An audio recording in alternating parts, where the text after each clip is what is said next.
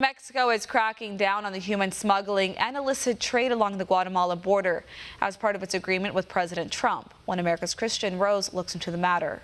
Mexico is ramping up efforts to end illicit activities thriving along its border with Guatemala for decades.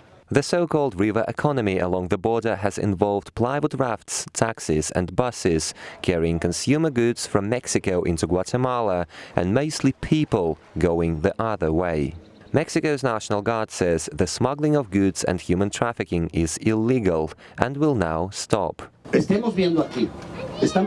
Look, there are people going through. Barges are crossing. They reach the Mexican shore. Immigration officers asked for their identification. They don't have it. They cannot disembark. The river economy has provided substantial incomes to many residents of the border region, as well as powerful cartels. Locals say they now face the threat of poverty, as this transborder trade and migration have ground to a halt, but they don't seem to even realize their activities amount to severe violations of Mexico's trade and immigration laws. Officials say this normalized lawlessness at the border has been one of the main factors contributing to mass migration into the U.S. for years. It's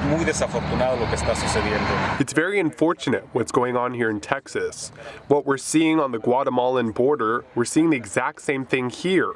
The armed forces working to contain and detain migrants, there's no doubt about it. Over the past few weeks, Mexico has deployed up to 15,000 National Guardsmen across the country to curb the flow of migrants into the U.S. Mexican Guardsmen say they are now acting as a human wall, helping President Trump protect the integrity of the U.S. border. But many Democrats in Congress continue their efforts to keep America's borders open. Veronica Escobar is the best goddamn Congress member for this district! And you all can say whatever you want, but this woman cares about those children! And you all can out-scream me, but I will never stop speaking truth to power! Mexican President Andrés Manuel López Obrador has admitted up to 68 checkpoints along the Mexico-Guatemala border have not been protected for decades. He says this will now change. But revelations of the river economy explain how hundreds of thousands of Central American migrants were able to reach the U.S. over the past 2 years. We've seen a substantial increase in the number of interdictions on the Mexican southern border. These initiatives are making an impact, and we are now anticipating a significant reduction in border crossing numbers for June, up to 25% when compared to the record level in May.